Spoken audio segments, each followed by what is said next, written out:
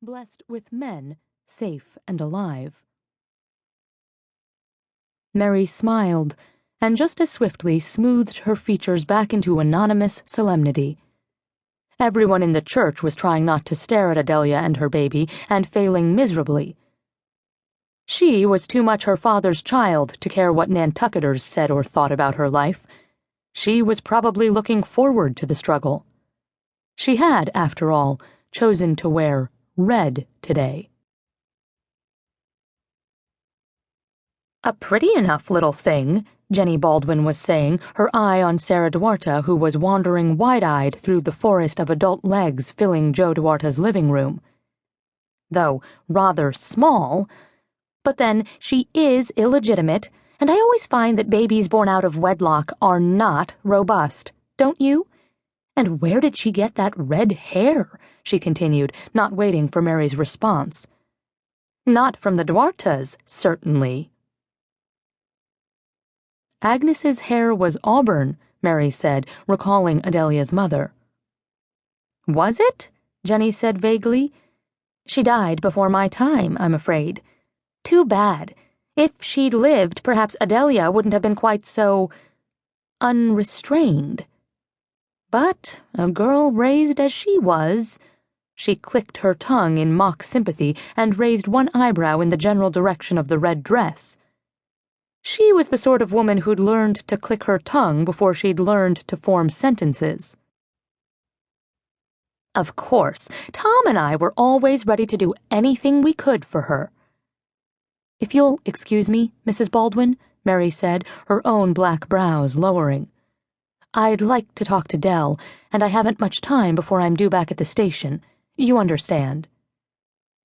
"You were great friends once, weren't you?" Jenny Baldwin said, her bleached blue eyes awash with interest. "She's wondering if I know who the baby's father is," Mary thought with distaste. "Yes," she said, "but we've grown far closer since she left the island. Absence has a way of revealing your true friends." She set down her club soda and crossed the room in search of the red dress, which seemed to have vanished into the kitchen. She had been less than frank with Jenny Baldwin, but anger brought out her contrary streak. Del Duarte was a childhood friend. They had grown apart during the past decade, some of which Mary had spent at Cape Cod Community College, the Massachusetts Police Academy, and her first tour in New Bedford. By the time she'd come back to Nantucket 6 years ago, Del had her own life. Her pregnancy took her off-island 3 years later. Mary had no idea who'd fathered baby Sarah. A wall of bodies obscured her view. She eased her shoulder past stocky, weathered Tom Baldwin, Jenny's husband, raising her hand to the small of his back and hoping he'd ignore her. Instead, he turned his head and smiled. "Mary," he said, "good to see you." "And you, Tom. Where have you been hiding?" "Oh, inside a foundation or two," he said, his tanned skin crinkling at the corners of his eyes.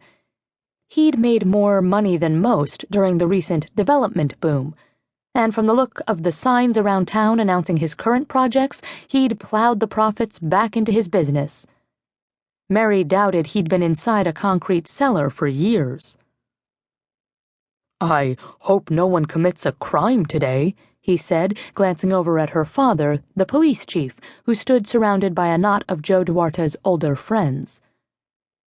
From the way he held his hands in the air, spaced about 18 inches apart, Mary knew John Folger was regaling them with the tale of his latest near conquest of an elusive bluefish.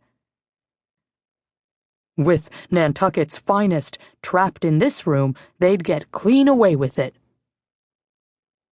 "We left Ralph Waldo by the phone." "How's your granddad doing?" "Very well, thanks. He never seems to get any older." At 82, Ralph Waldo Folger was competent and eager enough to resume his duties as police chief, relinquished to his son some 20 years before, so that Mary and John could attend Joe Duarte's funeral. She knew he'd be safely tucked up in his favorite armchair, one eye on the storm and one ear on the police radio.